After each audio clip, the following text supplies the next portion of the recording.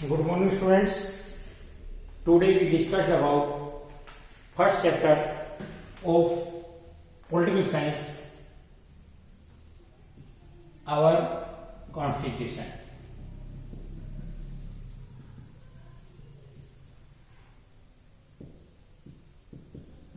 हमारा संविधान।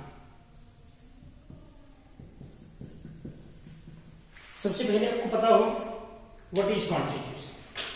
Constitution is the supreme power. We discussed about government and institutions of government. हमने government के बारे में डिस्कस किया एंड इंस्टीट्यूशंस ऑफ गवर्नमेंट, हमने जुडिशरी के बारे में, एग्जीक्यूटिव के बारे में, या हम बात कर रहे हैं we discussed about our legislative distribution of work. All things are decided by our constitution. So now we explain constitution कि हमारा संविधान क्या है. Our constitution is the supreme power.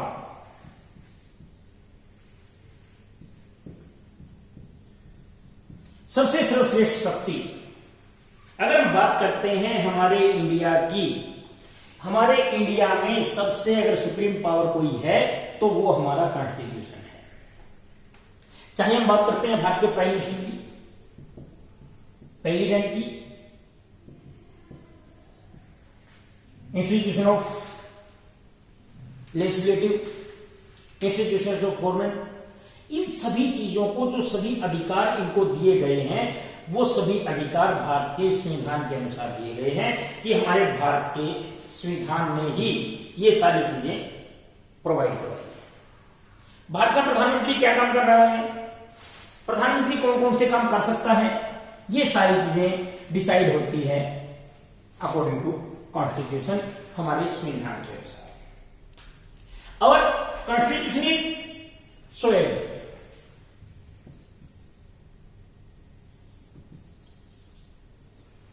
हमारा संविधान एक संप्रभु है.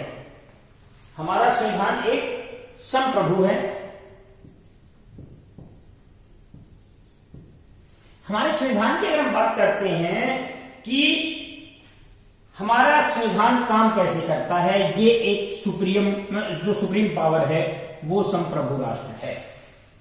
सेकंड नंबर पे आता है we are socialist.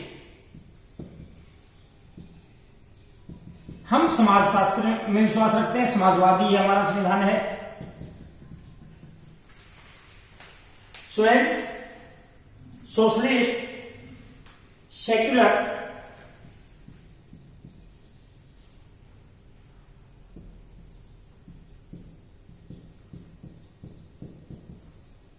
And after all democratic Republic.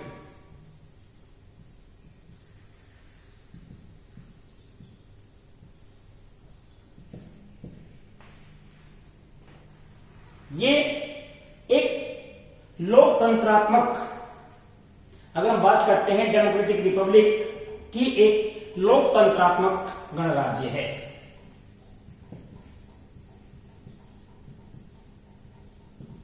लोकतंत्रात्मक गणराज्य. These all things are explain in our preamble. ये सारी चीजें हमारा जो भारत का संविधान है, हमारे संविधान की प्रस्तावना में एक्सप्लेन की गई है. सबसे पहले संप्रभु क्या होता है, जो स्वयं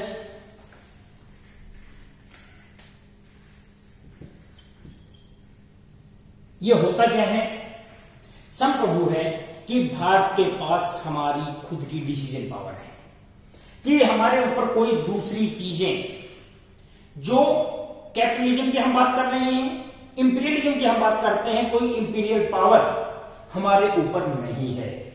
बिफोर आवर कॉन्स्टिट्यूशन हम बात करते हैं इंडियन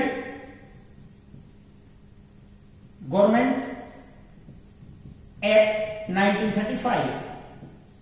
जो भारत सरकार अधिनियम है 1935, इसके अधीन हम काम कर रहे थे, लेकिन जब भारत के संविधान का एक फ्रेम बनाने की बात की गई, एक स्ट्रक्चर बनाने की बात की गई और भारत का संविधान जो बनाया गया उसमें सबसे पहले हमारे कॉन्स्टिट्यूशन का जिक्र आता है। इसको डिजाइन किया गया और इसके डिजाइन में सबसे पहले इसकी प्रस्तावना आती है जो प्रियम्बल है।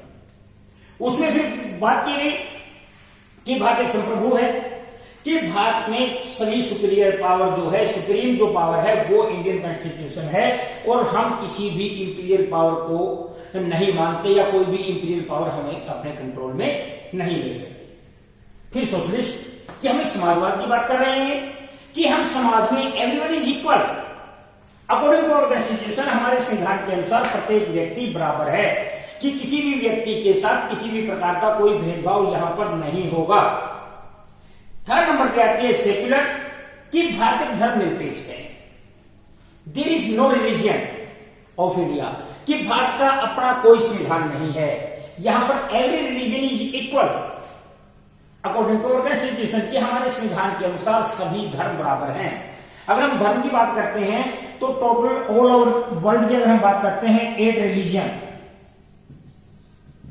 Are found in all world and 8 religions also found in India, कि पूरे वर्ल्ड में 8 धर्म हैं और 8 के 8 धर्म हमारे भारत में पाए जाते हैं।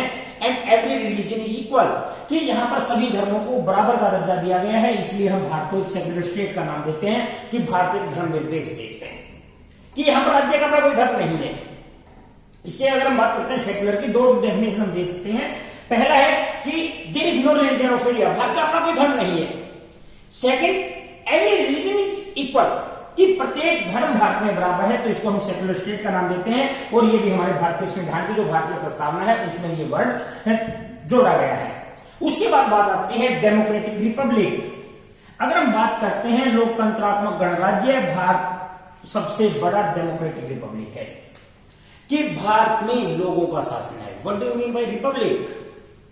रूल ऑफ पीपल, कि लोगों का शासन यहां पर है और ये भी डेमोक्रेटिक तरीके से, लोकतंत्रात्मक तरीके से। हम बात कर रहे हैं भारत के प्रधानमंत्री की, हम बात करते हैं प्रेसिडेंट की, हम बात करते हैं जो हमारे काउंसिल ऑफ मिनिस्टर्स है, भी प्रत्येक व्यक्ति everyone is appointed, everyone is elected by people, so we called India as a democratic republic. इसलिए हम भारत में डेमोक्रेटिक रिपब्लिक लोकतंत्रात्मक गणराज्य मानते हैं, कि यहां पर सभी व्यक्ति सभी धर्म बराबर हैं, किसी प्रकार का कोई भेदभाव यहां पर किसी धर्म के साथ नहीं होता, यहां पर सभी व्यक्ति बराबर हैं। अगर हम बात करते हैं पूरे भारत का सबसे गरीब व्यक्ति और सबसे अमीर व्यक्ति, दोनों की इक्वल मतलब इक्वल वोट की अगर हम बात करते हैं, वोट वैल्यू भी दोनों में बराबर है।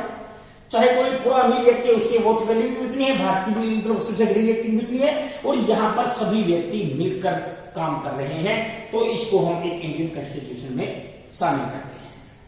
अब हम बात करते हैं कि हमारा संविधान, इसको हम एक रिटन कॉन्स्टिट्यूशन की अगर बात करते हैं, पूरे वर्ल्ड में सबसे स्ट्रॉन्ग, सबसे पावरफुल इंडियन कॉन्स्टिट्यूशन है। भारत का संविधान सबसे शक्तिशाली है और सबसे बड़ा, सबसे लिखित जो एक रिटन फॉर्म में है वो इंडियन कॉन्स्टिट्यूशन है।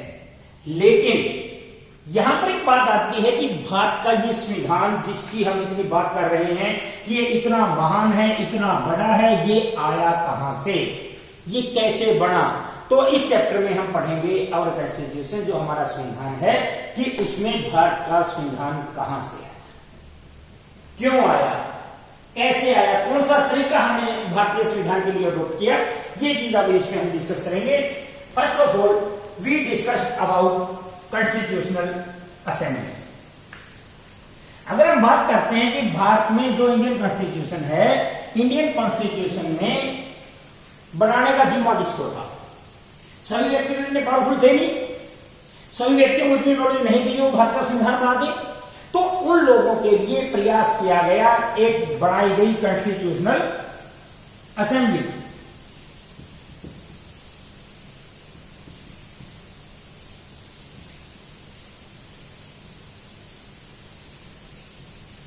कॉन्स्टिट्यूशनल असेंबली एक संविधान सभा बनाई, एक संविधान सभा बनाई गई, एक कॉन्स्टिट्यूशनल असेंबली बनाई गई और इसको जिम्मा दिया गया कि आपने संविधान बनाना है, जो इंडियन कॉन्स्टिट्यूशन है वो आपने बनाना है। Total member In our Constitutional Assembly, 389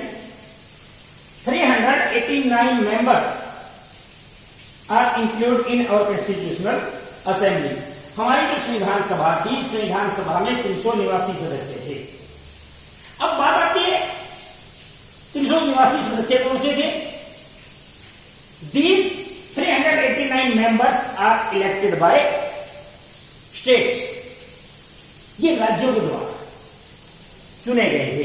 हम बात करें डेमोक्रेटिक रिपब्लिक की, कोई भी व्यक्ति ऑब्जेक्शन ना करे तो सभी व्यक्तियों को राज्यों के द्वारा चुना गया था। 389 सदस्य जो पीपल ऑफ इंडिया है, भारत के जो लोग हैं, भारतीय लोगों के द्वारा इनको चुना गया था।